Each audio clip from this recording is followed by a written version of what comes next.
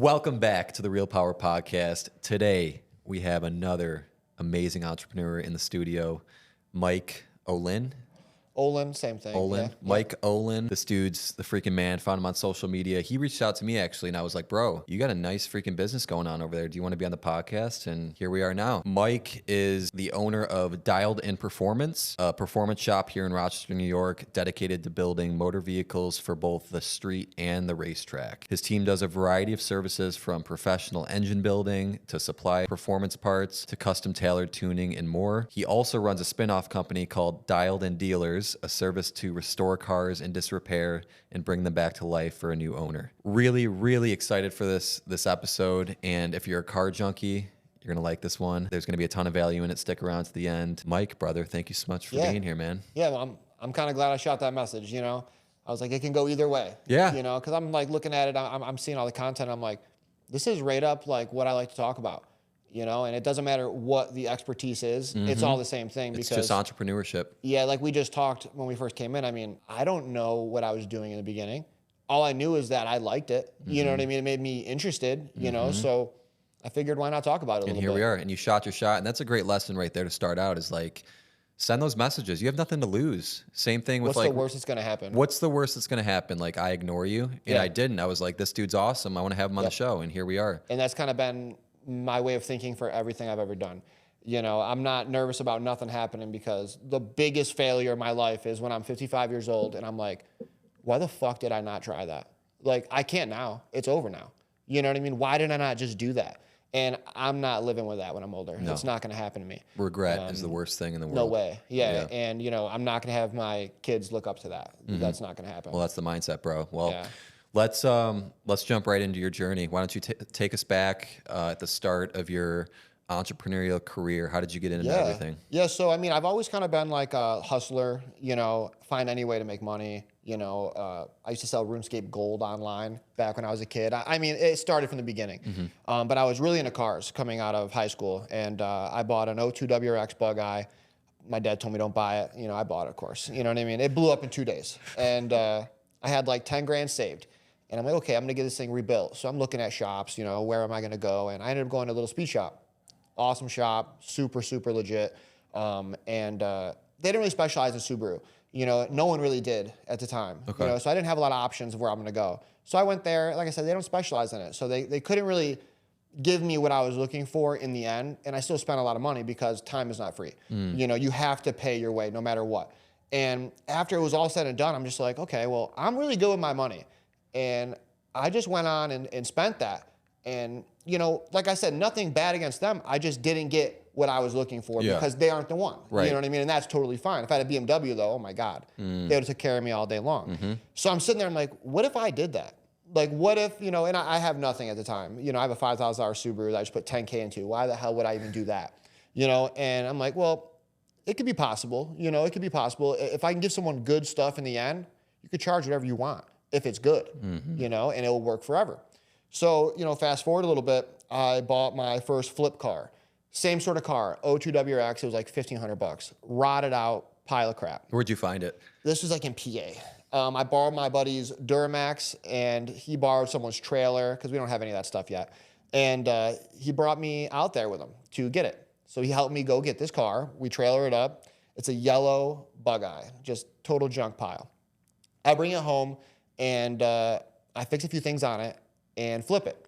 And I make like $2 grand. And I'm like, oh, wow, okay. And this is all in my driveway. I'm living on McGee at the time off Dewey. And I made some money pretty quick. I'm like, wow, so this could work. At the time, I'm a cook. I'm working at City Grill. Okay. And I do the pizzas there, prep the food and all that kind of stuff. You know, it was a full-time job. And I'm coming home all the time looking at my driveway. And I'm like, okay, well, I could probably fit another car in there. So then I found another car. But this one wasn't one that I was going to ever bring back to life and sell. I parted it all out and sold all pieces of it. Made like $1 grand again. And I'm like, okay, this works out. Well, at this point, my dad's mad. You know, you're taking the driveway. It looks like shit. You know what I mean? Stop doing this. Like, get this out of here. And I'm like, wow, like, Dad, this is my future. Like, I'm going to do this. Yeah. He didn't see that. And I don't blame him. You know, your parents want you to do good, and they don't want to see you fail, and that just seems silly. Yeah. So me and my buddy were looking around. He found a storage unit. It was 400 square feet, $400 a month. I'm over here like, holy fuck, how am I going to buy that? Like, how can I afford that? At that point, you're like, that's a lot of money. Yeah, exactly. And we went ahead and did it. And, you know, he split it with me to store some of his stuff, you know, and he had a job himself. So it ended up being where I kind of just moved all his stuff he was storing in the back. And then I did the front with, you know, parting stuff out and kind of starting that beginning of this business, and which I never thought would be a business, to be honest. Yeah. I needed help working on these cars. I don't work on cars. I'm proud, and I can say I do not work on cars. Obviously, now I understand a lot about them, and you put me in there, I probably could, but you would not want me to work on your car. You know what I mean? No way. So I found some guys, and I went out racing with them. That's how I met them, and they were just down to race. They didn't care about winning or losing. It was just fun, and that's what made me really like these guys. So I hit the one guy up, seeing if he could come help me put a transmission in this car that I bought so I could flip it.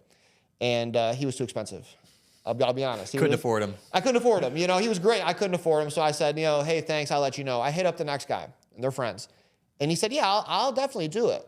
I just need someone to come with me. I'm like, yeah, that's fine. Well, he brings the guy that was too expensive. And that was a little weird, you know. And he had never done a transmission either. That was his first time. He was new at the dealership as well. But we made it happen. Yeah. They made that happen, and we sold the car. And I made like $5,000. You know, it was my first bigger flip. Yeah, you know, yeah. And that's a lot of money. I'm like, well, I have $5,000 now. We're going to do this. We're going to keep fucking doing this. Hell yeah. You know, so we just kept repeating that. A lot of part outs, a lot of buying ones that are clean enough to flip. And now people are asking like, hey, you know, can you work on my Subaru? And I'm like, shit, can we work on that? Sure. I could do it. Yeah, no problem. Just jump right in the water. You know what I mean? I'm either going to fail or it's going to work. And all of a sudden, I need another storage unit. I get another one. Then I need another one. Now I have 3 in the same building, and I'm paying, they're $400 each, so I'm paying $1,200 a month now. And there's no heat, there's no nothing. And I'm like, holy crap, like this is becoming something here. This is real overhead now, yeah. Yeah, like I'm actually kind of doing this right now, and these guys, they'll have day jobs. Like they're all working at dealerships. So it starts at 5 p.m. where we actually start. And we're there all night long. And, you know, I'm not working on them, but I'm there. I'm there, you know, with them, you know, keeping them going, keeping them happy, making jokes, like just on the phone trying to find the next thing to do, like just hustling, as I always did. That's all it ever was. Yeah. You know what I mean? And from there, it kind of took a very funny spin, to be honest. I traded a car for a diesel truck that came with a trailer, which was just home run. You know what I mean? It was honestly a home run. So now I'm able to pick my own shit up. I can get my own cars. I don't need anyone's help. I'm going to do it all myself now. And I'm looking out of state now. I'm looking far away. And I found 3 cars in California. Wow, all the way across the country. Yeah, 2 Mitsubishi Evos. And at the time, they haven't peaked in price yet, so they're actually affordable. And then an STI. And this trailer was 53 feet long. So I'm like, okay, I could fit all 3 of them on there. You know what I mean? Yeah. And I look at my buddy Kadani. So Kadani and Ina were the ones that were helping me. So I looked at Kadani and I'm like, hey, you know, you want to come with me on this? I'll pay for the week. You know what I mean? Let's go do it. He's like, hell yeah. He's like, fuck it, yeah, this sounds sick. Well, we did it. We're on the road now in the middle of winter. I didn't know much about geography and storms. I didn't know anything. I just jumped in the water. I'm an idiot. This was the middle of winter? Yeah, middle of winter. And we're in Colorado and it's storming. And it's crazy. Like I have pictures. It's just unreal. And all of a sudden I'm going up a mountain. And there's no highway anymore. And I'm like, man, why am I not on a highway anymore? I don't understand. Well, the highway was closed down. I didn't catch that. And the GPS rerouted you up a mountain. And they got record snowfall that day. Holy shit. And the trailer kind of went off the road on the mountain and got caught up in some snow. I got stuck. And we're on this middle of nowhere in a mountain. And I'm like, okay, we're fucked. This is horrible. So I'm beating the hell out of this truck to try to get it out. I blow the truck's transmission up. Oh, no. Right then and there. And, you know, at this point in time, I mean, I went there with everything I had. I had nothing else. Like, this was everything. This trip had to work, you know, and it didn't. And we get unstuck. We had a whole huge journey with that. You know, I can get into that at a different time. But long story short, we got the truck free from the snow. And someone went back for my trailer and got that out too. Very grateful for this guy. His name was Scorpion, kind of a strange name, but he made it happen. He got all our stuff back. But I have a blown transmission. So we hit up Ford, because Kanani worked for Ford at the time, and said, hey, can you get a brand new transmission shipped to where we are? We can go to Denver, though, and there's a do-it-yourself auto repair place there, and we'll rent a bay, and we'll put this tranny in there. They said, yeah. Swipe my card, for $6,000. You know what I mean? $6,000. Yeah. Matter of fact, it wasn't even my card. It was my father's card, because I don't have limits like that. You know what I mean? So my dad let me swipe this card, and, he wanted to be paid back the second I got home. And we, long story short, put this transmission in this truck. Go back, get the trailer, because it was being held for us. And we finished the fucking trip to California. Wow, dude. And got the cars. And made it happen, no bullshit. And then we came back home. Absolutely no money made. Lost a lot. I lost everything I went there with, basically. Because by the time I had to pay my dad back, all the profit from those vehicles, it was gone. And at that moment, anybody would have quit. Anyone. I would have been out. Done. How do you keep going on this? How did you keep going? Why did you keep going? I told myself, the fact that I'm even here right now shouldn't have happened. In my mindset from when I was younger, this was never a possibility for me, and I already did that. So, let me just keep going. Let me just see if it goes anywhere else. I have nothing. I have nothing to lose. Nothing to lose. Yep. That was the biggest key for me. I had nothing to lose. I didn't have a house. We didn't really grow up much at all as it was. I was used to having nothing. So really, how can I fail? I couldn't. It was impossible for me to fail. The biggest failure would be later on in life, me not trying, like I said before. So I kept doing it, and we kept going, and all of a sudden, things just started clicking. I then blow the motor up in the truck. So I bring it to a diesel place. This is back in Rochester, New York. I'm back home now. And I go to visit the truck to check on it, see the progress of it, and I blew past where it was, and I turned around in a parking lot. That parking lot is now the building that I own. I saw it said for lease, 1,000 square feet up to 20,000 square feet, broker protected, blah, blah, blah. I'm just dreaming. I have that storage unit. I call them up. Hey, think I could check this out sometime? And it was actually the Schnabel's Auto Parts building. They were 100 years in business. So a pretty iconic building, if you want the truth, I believe. I think a lot of people, old generation, they know this place, And he met up with me, and he rented me just the 1,000 square foot retail area. So retail area, there's no tall ceilings. There's no lifts going in this place.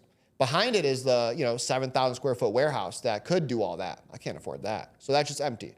And $1,000 a month. So I actually saved some money, and I got more space now. You're paying $1,200 now. Yeah, so this is better. So we went ahead and did it, lined up the whole area with cars inside. I get a call from the landlord at the time, Frank, Mike, what the hell are you doing? What's all these cars?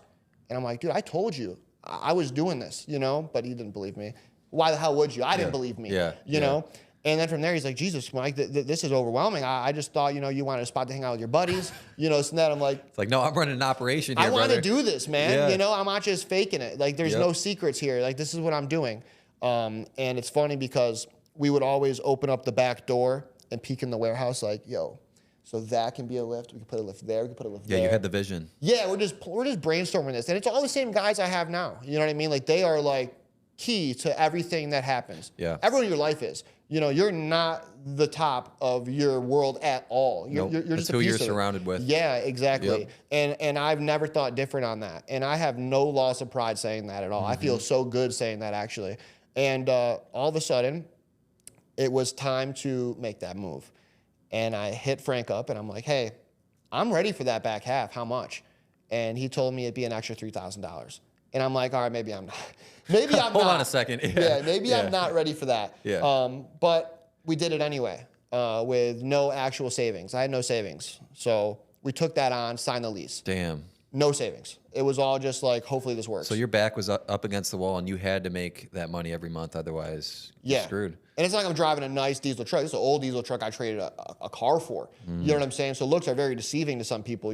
I was doing it with nothing at the time. And that was everything for me. Like I said, I had my job. I was making $10 an hour cooking. I mean, $300 a week maybe. That wasn't doing much for what I'm going for, at all. But it made me feel good about myself because I had a job. So we took it on, and we had double the people coming in already. So I was like, okay, this might work. No lift still. So then I had to go get some lifts. I had $5K again. And I got 3 lifts for $5,000 in North Carolina. Had to go pick them up from the manufacturer. We then put them up ourselves as well, because that's who we are. We want to save money anywhere we can. At that point in time, I have an open house. These lifts are just bolted to the ground. They do not work. I did not do that part yet. have an open house, and kind of show off what we think we're going to do. Got some customer cars there that are getting mediocre stuff done, just the very beginnings. And a bunch of people showed up, and our name got out there a little bit more. And I'm like, okay, this is sweet. And keep in mind, at this time, there is no place that's doing this really right now. You had STM, which are amazing. They're beasts. You know what I'm saying? Straight up beast. But at the time, he wasn't really taking on work anymore. He didn't want to. So the market was kind of perfect for you guys to enter. It really was. Then you had a place in Buffalo called Innovative Tuning, which did a lot of Subaru stuff. They were the goats as well. They stopped. He took a job for Cobb Tuning and moved to Texas. So that was over too. So there is no place that you're going to go to bring your car if you have a Subaru or something like that at the time. So I'm like, I'm seeing this perfect opportunity. Stars are aligning for you. Yeah, I'm like, this is it for us. If we don't do this right now, it's over because there's no competition. None. So we went and we jumped in at it.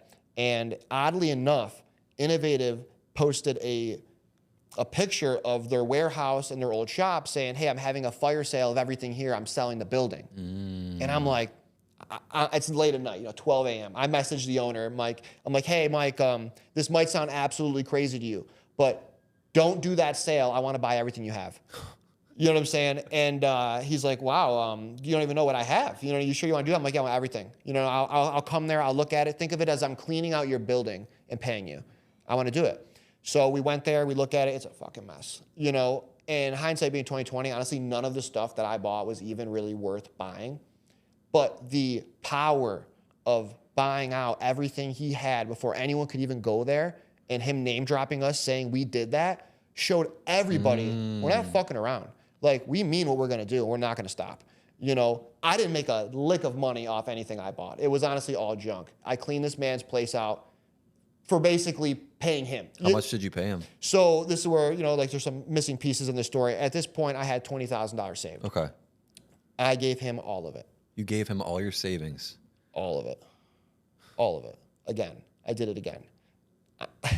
And I call Kadani on the phone because I'm there. We're making numbers. And I'm like, dude, he just said 20K. And kid's like, do you have it? I'm like, that's all I have. That's everything I have. That's everything. That's everything that I've ever saved from doing all of this with you guys. He's like, you know what to do. And I'm like, oh my God. You know what your gut is telling you to do. You know what I mean? Fuck, I got to do it. And I'm like, sweating. I'm like, this is my life. It's going to be over if this isn't good. And I go home and I get it.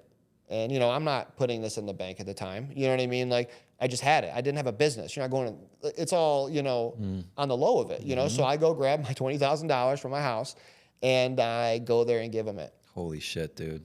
It was wild. It was wild. It was everything I had saved up for about a year and a half, 2 years. Down from money from City Grill, money from flipping the cars, customer work, anything I could do in between. It didn't matter. That was everything. They talk about go big or go home. You literally went big and you went all in and you bet on yourself when you made that decision. Yeah. And we came back to Rochester. This was in Buffalo. We came back to Rochester with 3 full trailer loads back to back. And then we had to go through it all. So I had this whole building filled with all this junk. I mean, really, looking back, I mean, I would have never done that. Knowing what I know now, that was a poor investment, to be honest, And, but like I said, the power that it brought me, it changed the whole game for us. I mean, after that, we blew up. I mean, we were having people drop off stuff as if we were in business for 10 years. You know what I mean? And like I said, we delivered great quality every single time. And if we didn't, we made it right. It didn't matter. It never mattered. Damn, bro. Well, that is a crazy, crazy story. And thank you for going so in depth and all that because it's a wild story. It is a crazy story. And the fact that you can tell it today has got to feel so good. It's wild, you know what I mean? And there's bits and pieces from like, how'd you get to this point to that point? And, we could go in on all the depths of that, but at the end of the day, it was all just an idea. I never did it before. I never had a background in it other than I loved fucking cars. But my biggest thing was I love people. That is what I'm good at. I come from a split up family, so I went to tons of schools. You know what I mean? I went to a whole bunch of schools, which is the best thing that ever happened to me because you could put me anywhere. And I will be best friends with everybody in that room in a short time. And I won't feel weird about it. And I think that is my skill, actually. That's a very powerful skill. Yeah, it's not cars. You know what I mean? It's not mechanics. It's not knowledge of tuning. It's not knowledge of engine building. I am good with people, but I also have very high standards. So I know what I'm looking at, and I want the best. And if it's not the best, we're not stopping until it's the best. We can throw it away 10 times. until you get that one, that's it. And I'm like that with everything now. But, really what it comes down to is just people, and making them come together and doing everything you can't do, which is, dude, everything. Dude, I couldn't agree more. And the same for my business. I mean, I tell my team now, like, it doesn't matter how good our photos, how good our videos look. It's about the interactions we have with our clients and the people that we are to them, how they view us as people. And if you take that outlook in any business, it doesn't matter what you're doing. It's always about the people. It's the relationships. Yep. That's the key to everything. And even the bad ones, they're part of it too, because they help you understand things a little further. You know what I mean? And you know how they say, oh, the customer's always right. They're not. They're actually not. You know what I mean? They're truly not. Like, you need to know when to set that wall up and when to be like, yo, you're not right and you're not good for me or my business. Yep. And you might be the big bad wolf. Paint that picture. Go ahead, because when you're painting that picture, you still said my name. And that's not bad. That's not bad at all. So that was a big learning curve too, because you want to be Mr. Nice Guy all the time. You're a people person, right? You got to be Mr. Nice Guy, not all the time. And really, I think that takes time to learn not to be such a people pleaser. And I'm going through it now, because I think when you start a business, I think being kind of more of a people pleaser is a benefit to you, because you just you get all this business. But over time, like you just said, you got to find your ideal client. Not everyone's right for you. And when you disqualify people and you say, you're not right for us, you're opening up the door and attracting all the people who are right for you. You're changing your whole game. And it's uncomfortable because you're turning away stuff now, and they're painting a picture of you. You know what I mean? But like that top client that you want, he's salivating at the mouth. You know what I mean? For you. You know what I mean? Because he's like, that's what I like. I don't want to push over, stick in the mud. That's not what I'm looking for. I'm not looking for Mr. Fake Guy. I'm looking for as real as it gets. Like, tell me the nitty gritty about you, dude. And that's what those big clients want. They don't want the freaking smoke in a mirror. They're not looking for that. They don't care. And I think that's the hardest part that I've had throughout all of this, to be honest, was figuring out how to navigate that. 100%, brother. Where would you say, let's bring it back down to earth for people. Where would you say the majority of your business comes from now? Is it all referrals? Are you guys running ads? Where do your leads come from as a business? I have never actually paid for ads before. And it's not that I think it's a bad idea. I would, you know what I mean? But right now, I don't see it being necessary. I think grassroots is everything. So word of mouth, you know what I mean? People talking to their friends and that just traveling. Nowadays, you have social media, and we've been trying to focus a little more on that. But I mean, I'm not paying anybody to run that and make that happen. I would love to, though. That would probably change a lot of the game. You know what I mean? But what I do is I just treat everyone one-on-one. My staff treats everyone one-on-one. And from there, those people tell their friends. And then they come back. And, a lot of times when I meet customers, and I'll talk like this with them, and they love it. Yeah. And then they go back and tell their friend about that. And then they're coming back now. Yeah.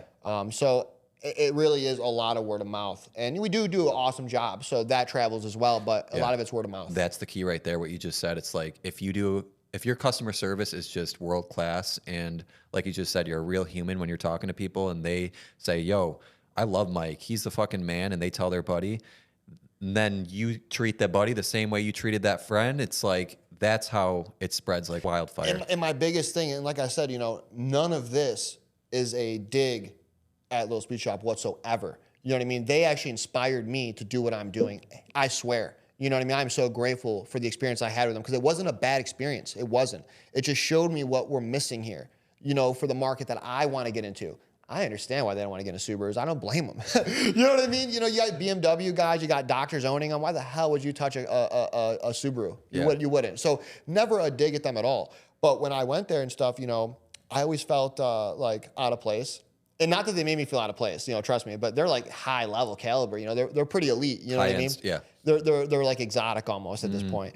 And I'm like, okay, well, I need to make sure that even the shrimp feels good at my place. And if I could do that, it might bring me to a level. I might be able to get more people coming in, you know what I'm saying? But again, that's not a dig at all to them. They made me feel great. I worked with Jill, she was awesome, you know what I mean? But they truly inspired me in everything that I'm doing right now. Yeah. Honest to God. And a lot of that is just making people feel good. Can you talk about what your current team looks like right now? My team? Yeah. What does your team look like? How many people you have on your team? All right. So I'll start with the people that have been there from the very start. Okay. And then I'll come down. So the very start, I have Kadani Reyes and I have Ian Macaria. And they are Dream team right And, there. and are they doing like everything in those early stages for you? They were the top mechanics, and they were, they were learning too along the way because they were mechanics for dealerships. It's not performance, you know what I mean? But they had a passion for performance, and I'm basically, paying them hourly to do this. There's no flat rate. There's no when I get paid, you get paid. Nah, you're getting paid this amount every week, no matter if we fail or not. Yeah.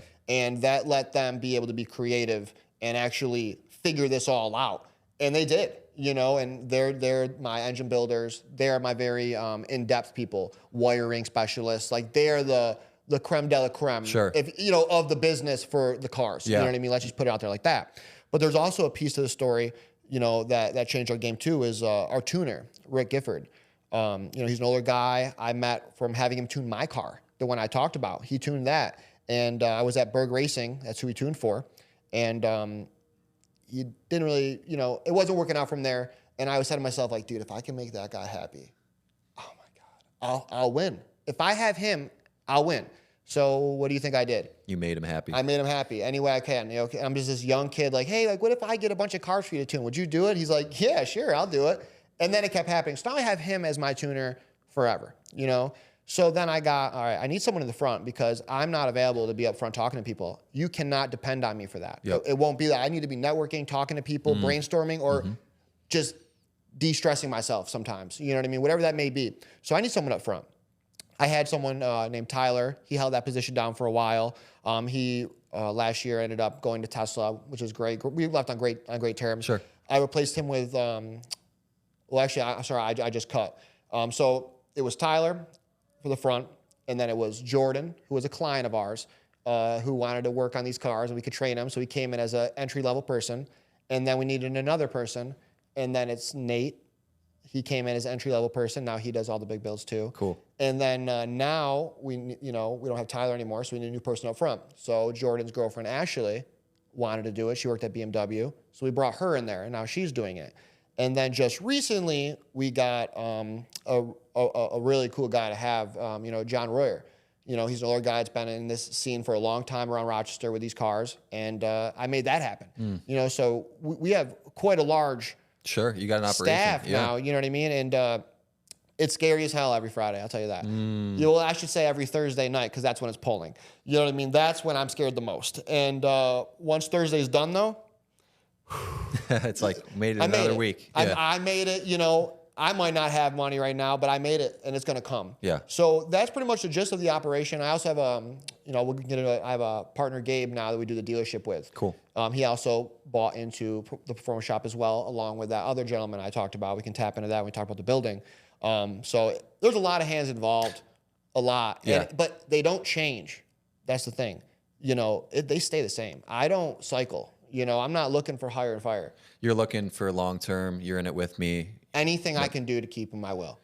I'm not right ever. And what do you do to make them feel wanted and to stay there with you in the long term? I make sure that they know that I'm not shit, to be completely honest. You know what I mean? When it comes to that business, I'm not shit. I'm not shit without you guys. And I really speak loud about that. You know what I mean? Like some people, I've heard digs about, you don't work on cars. No shit. No shit, I don't. I found the people that can. And I make sure that they know I need them to do that. Hell yeah. And, raises all the time.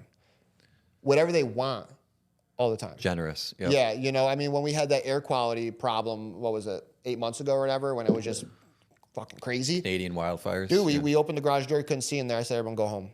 And not go home and not getting paid. No, you got paid. You know what I'm saying? And, my mom's company was corporate. They don't pay for stuff like that. And I figured if I can do that, these people are going to feel good about me, feel good about this place. They're going to stick with me. And there's bumps in the road. Don't get me wrong, Always, dude. But those are the kind of decisions that makes a difference right there. Huge. Yeah, because you're really not special, dude. It's the people around you that are special. And, what makes you special is you brought them all together. Yep. But you don't need to be Mr. I'm the guy. Look at me. I'm the best. Look at you. I'm the same way. I don't want to be. I don't want to be that guy. No, that will be a byproduct of who you are. It'll just happen anyway. You know what I'm saying? So, keeping them is my whole life. Yeah. And that is what I will always do. No matter what I need to do. And amen, brother. Yeah. I think in the entrepreneurial world, people talk about doing something you're passionate about, right? And would you say you're passionate about cars, right? Extremely, yeah.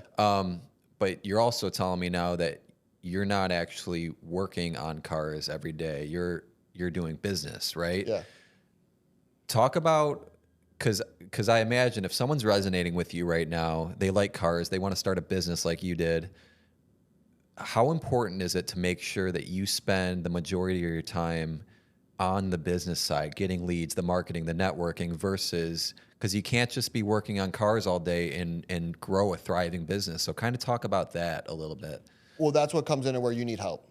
You need to bring people on, and it might cut into your money, but you need to do it because you're never going to go far if you're the guy doing everything. Mm-hmm. You just will not do it. Mm-hmm. And, some people might say, oh, it looks like you're not doing much over there, but I'm brainstorming all fucking day long. I'm on my phone. I'm not looking at reels. Yep. I'll tell you right now, I'm not. Yep. I'm talking to all these other people trying to make magic happen, trying to push my name out there, just putting my worm out there and hoping that someone bites on that all day long. And dude, you fail all day doing it. But the two that don't, that's two people you got now. Yep. Next day, I'll do it again. You know what I mean? But if I'm in there being a mechanic, building these cars, talking to customers, when is that ever going to happen? How am I ever going to do that? And I might have a good living from it. And I might be able to withstand and have a family and everything else. But you're not building generational wealth. You're not building a place where people are going to actually get higher and make money and thrive. You're not going to do that. You're going to maintain, and that's all you're going to do. Yep. And there's nothing wrong with that, though, if that's what you want to do. I always tell people there needs to be a reason. What is your reason? Why are you doing this? Do you want to put CEO and owner in your bio? Yeah. Is that why you're doing this? Because that's not going to work. Yeah. It's not. Mm-hmm. You got to have the right reason from the beginning. And if you have the right reason from the beginning of what you're doing, everything else is going to follow because it's meant to fucking be. Yep. And that's why you need to have help. And if you don't have help, it's over. Mm-hmm. It's over. Like I said, it's not going to happen how you expect at all. Yeah. So take that risk, pay that money, get people in there, drop your pride down, and get some damn help. That's what you have to do. You have to. Yeah. And the point of that the moral of the story here is like, you can be passionate about stuff and that's okay, but you need to make sure you find time, like you said, to be working on the business, not just in it all day, because you're not going to grow at all if you're not working on your business. So what's been the most challenging part being an entrepreneur for you? I think the worst part is your mind. It really messes with you. You know, when things are too good to be true, you're like, well, when's it going to end? You know what I mean? Yeah. It might, you know. But I think getting past that is the key. And it's like 51st dates, you know. Every morning she has to retell herself what's going on. But by the end of the day, she understands it and she's with it. That's, I think, the hardest part with what being an entrepreneur is. Every day you need to tell yourself how you're going to do it. It's okay. Your nerves are normal. It's okay. Keep going. And then by the end of the night, you're like, I got this. Like, this is okay. It's going to work. So I honestly believe the hardest part in all of this is your mind. And those voices of doubt getting to you, or your friends saying, that's crazy. Or like, your parents, are you sure you want to do this? And all the doubt of people who didn't try, I think is the hardest part. Because it goes in your mind. And now your conscious is telling you, like, be scared. You're going to drown. And what good can you do if you're thinking like that all day? So if you can get past that in the morning and coach yourself into like moving forward and this is all going to work out and I'm doing good, you're fine. But that's the hardest part. I couldn't agree more. What do you do to cultivate a better mindset for yourself? So me personally, I drive on the street that I recently moved out of. That's what I do. Anytime I'm like super down and I don't think it's going to work, and I want to coach myself to bring myself back up, I drive where I used to live and grew up at. And I'm like, it's working. That's it. It's working. You know what I mean? I'm not here anymore. I'm not here anymore. I got goosebumps, dude. Yeah, no, but it's a real thing, dude. And like I said, it's your purpose. What your fuck is your purpose? And my purpose was to change my life, change my family's life, change everything moving forward. The Olins won't be the same after me. And that is what I have to do to get that mindset going. You got to remind yourself where you are. You got to remind yourself what you've already done. And you got to remind yourself of how people look up to you and how they love you. And if you can remind yourself that I'm back in business now, I'm good to go. Let's do it. Let's go make a deal. Let's go take a risk. I'm fine. I'm all good. But that first hour in the morning, sometimes it is hard. And it's like, well, I'm not driving to that house in the morning sometimes. No, but I think back to it. Yeah. You know what I mean? 100%. And like I said, when I'm in a big funk, I just drive there. And you just got to find what that is for you, right? Because entrepreneurship, this is the game. Up, down. And going into it knowing that it's going to be like that, I think makes it easier because you can tell like, okay, today might not be the best day, but there's tomorrow. Yep. And just finding a way in the morning, ground yourself with something. If it's driving, like you, if it's have to. meditation, if it's reading, journaling, find something Look to back at get your your pictures, mind right. man. Go 2 years back on your phone That's pictures. a great one. I love that You know, one. you'll blow Yeah. your mind. You'll be Yeah. like, man, that one thing I was so excited about, that $5,000 car that I was flipping, that I was so overwhelmed with.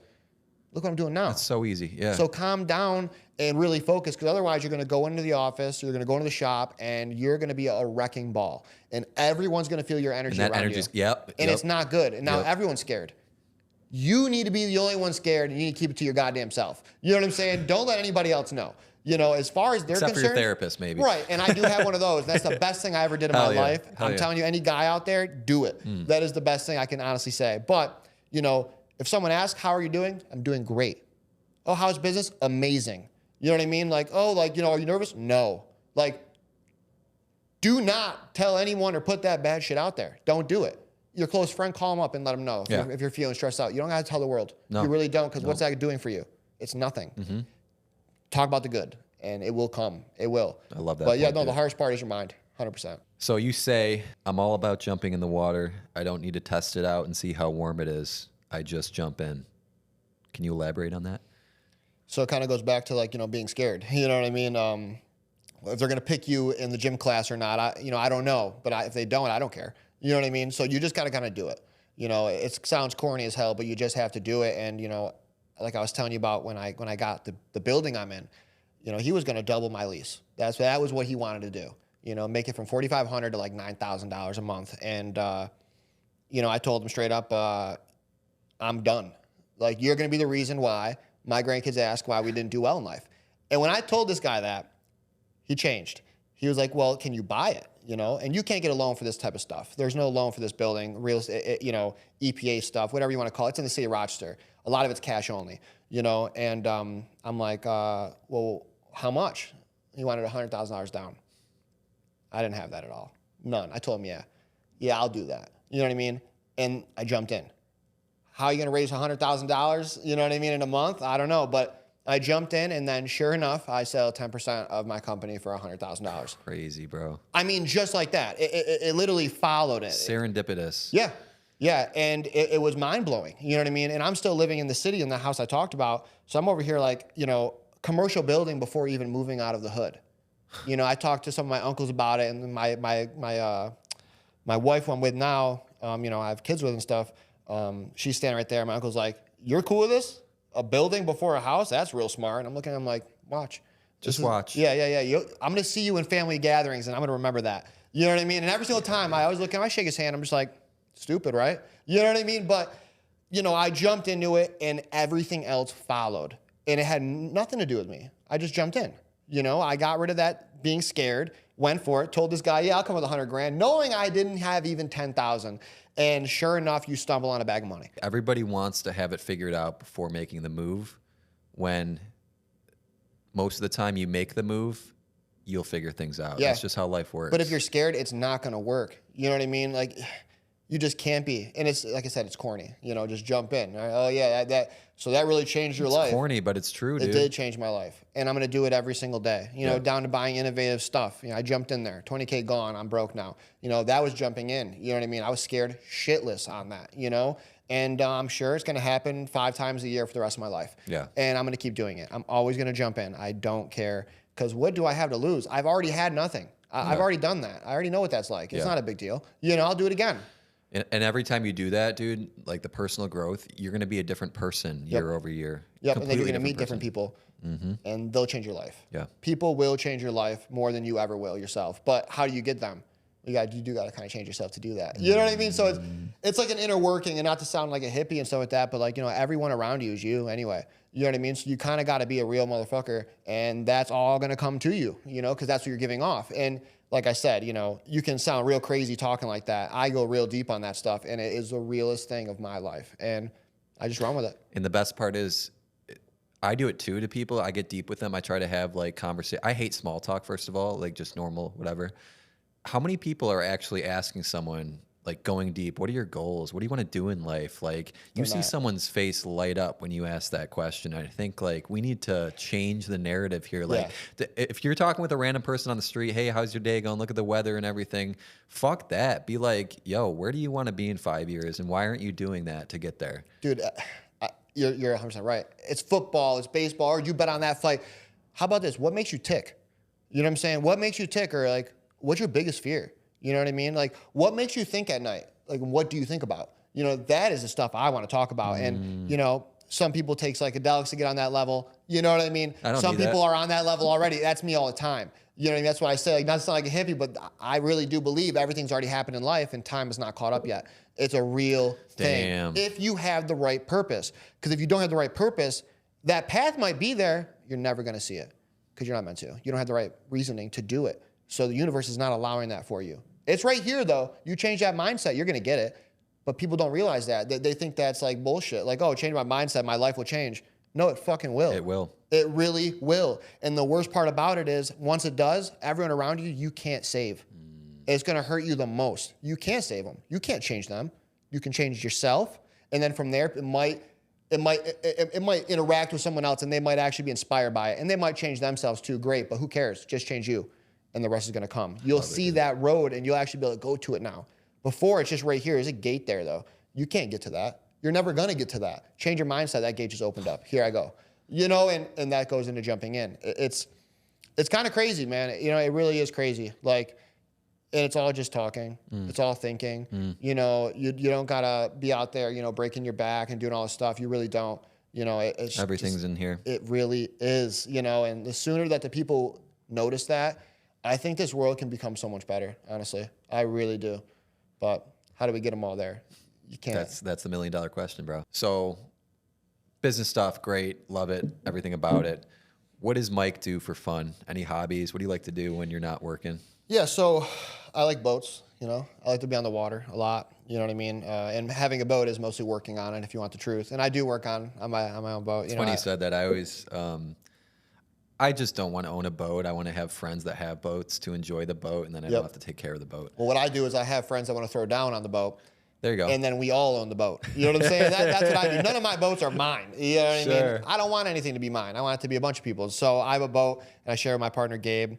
His wife's in there as well, and that's the way to do it. Other than that, don't fucking do it because it's a money pit. Bleed fest. Yeah, you're going to die on that thing with money. Yeah. But other than that, you know, I'm a family man now. I think that's my biggest hobby at this point. You know, I got a son. His name's Michael Jr. as well. I got super lucky getting that to happen. I don't know how I did that. I swear I didn't tie her up and make her do it, but it happened. I got one on the way as well. Congrats, dude. So yeah, we're trying to fill it up and create, you know, what maybe I didn't have, you know, in the past and make my own. And that's what we're doing now. And I have a great time doing it, you know. But beyond that, you know, I used to be a max. I don't do that anymore.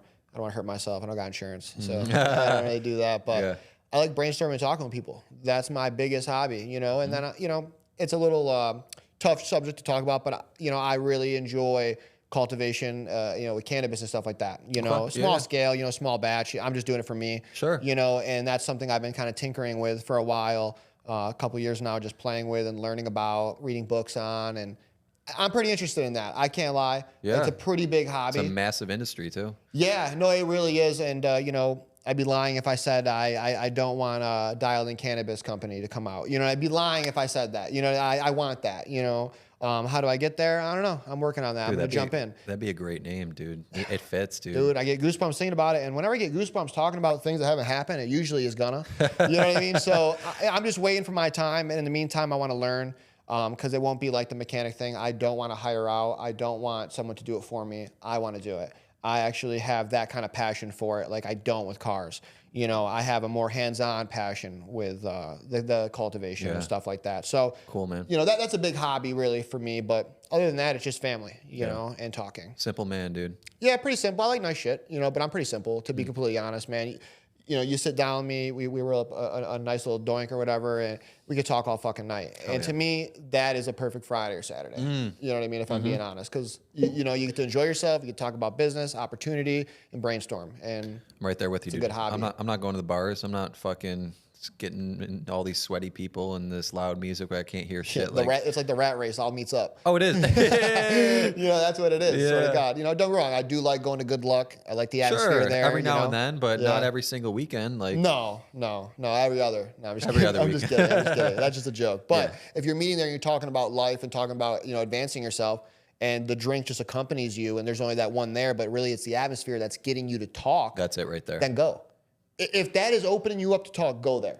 Do it, go there, spend the money there. If it opens you up, that's the right place to be. That's the other thing. A great point you just made about, because there's a whole debate about if like drinking, some people just try to stay away from it completely.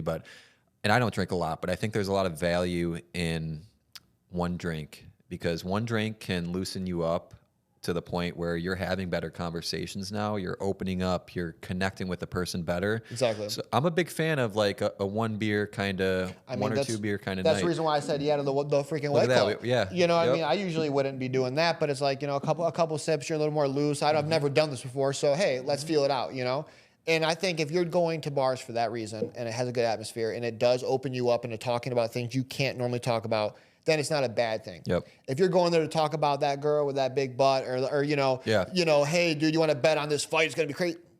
Stop. Yeah. Just stop. You're not getting where you need to be, unless that's what you want. And that's some fine. people do want that. Sure. I don't. I don't either. I really don't want that at all. You know what I mean? Because that's not going to help the future for me, the future Mike. You know what I mean? What the hell is that going to do for me when I'm not here? Nothing. Yep. Nothing, dude. Amen, brother. All right. Goals for the future. I know you touched on a little bit, but where is the dialed in brand in the next 5 years? So, it's all dreams and stuff like that. But I really think it'd be kind of neat to, have it like franchised out as a standard of quality. You know what I mean? There's Mavis's, there's Pep Boys, there's all these places, and it's all mediocre. You got 16-year-olds, 17-year-olds there, lube techs working on stuff. They don't know what the hell they're doing. And these places are packed. They got tons of business coming in. Yep. Well, what if you did that same sort of thing for all these people with sports car that just want a couple little things here or there, but you hone in on quality, and you have a quality standard the dialed in way. You know what I mean? And all these franchises follow it. And you set them up with how to lay the lifts out, what kind of toolings you do need, everything to operate so it is dialed in just as it is in Rochester, New York. I think that would be awesome. And I think it would help a lot of people, to be completely honest, because there's so many technicians that want a place that they feel proud of working at. No one wants to just work at a dealership. They don't. There's nothing there for them to feel good about. Mechanics, in a way of what I do, is art. You know what I mean? It is not just fixing your car. It is an expression of the one building it, or the client's ideas coming to life on their car. So working there, you feel really good about yourself. You're making art every single day. So if you had a franchise of 10 of these stores around the world, I think it would help the technicians. I think it would help the clients. And shit, it would help me. You know what I mean? It would help me as well. I'm not going to lie. It would definitely help me as well. Yep. So I think that'd be kind of cool to go into. I'm definitely going to go for that. But I am happy with how it is now, but I always want more. I think everybody always does. I want to be better. I want to push boundaries. I want to see how far I can go before I'm like, oop, got to pull that back a little bit, So I really think, franchise would be kind of cool. I think that'd be awesome, dude. Yeah. I can see you doing it. I think it'd be a lot of work, but I think you can do it. Yeah, it would keep me busy. Yeah. It would keep me super busy. Well, I just need more help. Yeah. There you It go. wouldn't really keep me busy. I just have more help. Find the people. That's how I would Find do the it. people. And I would give them credit for it. Hell And that's yeah, it. brother. You know what I mean? I really would, know? So, yeah. Any favorite book that has changed your life? You a big reader? So, yeah, I mean, yes and no. I'm a big summary reader. You know what I mean? Like I kind of read the points and Cliff what notes? it brings. Yeah, exactly. And someone, my old friend Courtney gave me this book. It was like the 48 Laws of Power or something like that. And he he's an older head, and I'm like probably 21 at the time. He's probably 40. And he's like, hey, you really need to read this book. And I'm like, oh, really? Why? He's like, it's you. You got to read it. Like this is you. And I'm like, all right, I'm going to read it. Give it a go. I don't read though. I read the notes and I summarize it. So I open up a couple pages and it's literally what he just said. It's the things I'm already thinking about. You know what I mean? And I'm not going to lie. I'm not going to sit here and say, and then I read the whole thing. I shut the book. I really did. I stopped right there because I'm like, I don't really want to read this anymore. I'm already kind of following this. You know what I mean? Like what this book is written down is my thoughts already. Like I'm not going to go in and read this book right now. I have it. I'll keep it forever. I do have that book. I'll never get rid of it.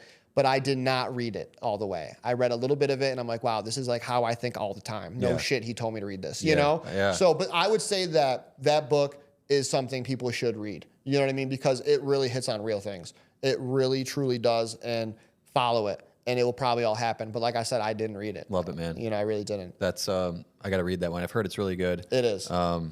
So at least I heard it was really good, you know. I heard. Read the first chapter of 40. Yeah, exactly. And the back of it. In the back of it, yeah. Another great one. I don't know if you've heard of this one. How to Win Friends and Influence People. And I think you're a walking model of that book as well. Yep.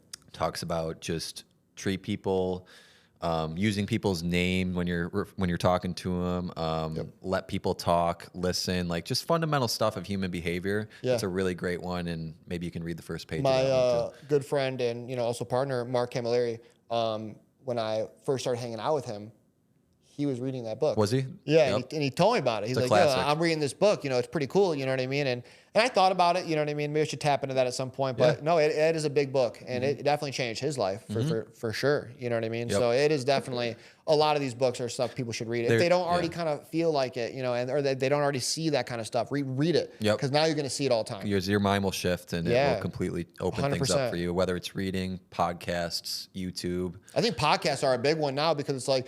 For me, like I said, I don't want to read. You know what I mean? But this can give you some of the same stuff books can give. Put and it on in your easier car. To watch. Yep. It's easier to pay attention to. I could be driving while I'm watching this. And that's why I slid up by you. I'm like, yo, this is really, really cool.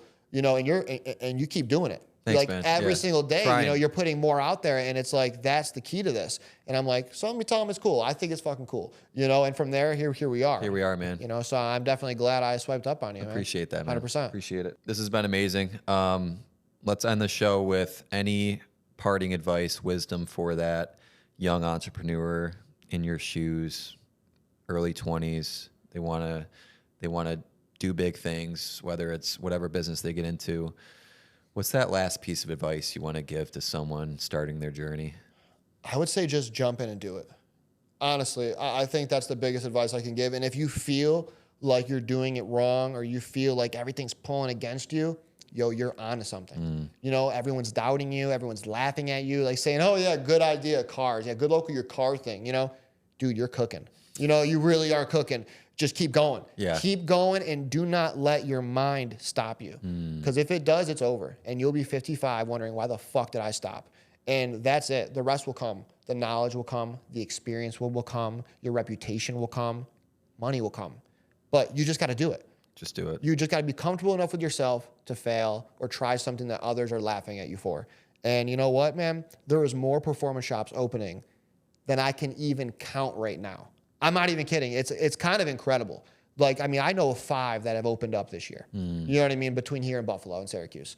You know what I mean? So it's like, just do it. Yeah. You know what I mean? Don't worry about other people doing it too. Who cares? Focus on you. Focus on you. Yeah, dude, who cares? It's when you see all these people trying to do it, it's because there's something to be had there. But keep going. Love it, you know dude. what I mean? Don't be scared of nothing, and don't let your mind stop you, because it will. It really will. It will. Yep. But it can also bring you to that door, and it can open that gate, and now you're in there. And don't let the opinions of other people be ahead of the opinions of yourself. That's the key realest right thing. There. 100%. Yep. Like, I honestly believe, you are everything you want to be. 100%. And if you aren't right now, you will be, as long as you believe it.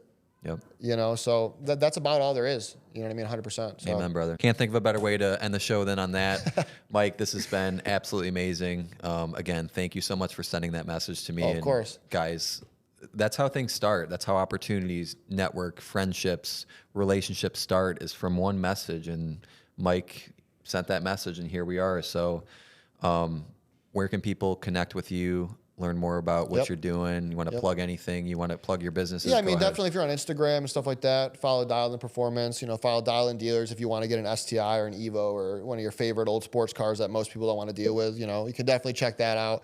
I'm also on Facebook, Michael J. Olin. You could follow that. I post everything all the time. My little thoughts of myself all day long. I post. I don't give a shit. Most importantly though, if you got a car and you want it right, definitely hit us up at Dialed In, like without a doubt. You would be happy you did. Yeah, 100%. Dialed In. Mike, thank you for being here, man.